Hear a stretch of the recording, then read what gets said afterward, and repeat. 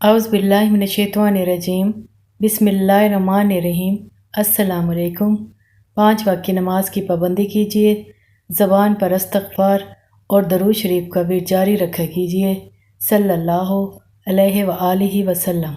میں امید کرتی ہوں کہ آپ سب خیریت سے ہوں گے۔ ناظرین، آپ کو میرے چینل پر ہر قسم کے قرآنی وظائف اور طب کے نسخے ملیں گے جو زندگی کے مسائل کو حل کرنے میں کام آئیں گے۔ میری مزید ویڈیوز کو دیکھنے کے لیے میرے چینل کو سبسکرائب کریں اور زیادہ سے زیادہ شیئر کریں۔ سوال جواب کے لیے کمنٹس کریں۔ جزاک اللہ۔ اپنی آج کی اس ویڈیو میں آپ کو حدیث مبارکہ کے حوالے سے بتاؤں گی کہ الٹے ہاتھ سے کھانا پینا لینا دینا شیطان کا طریقہ ہے۔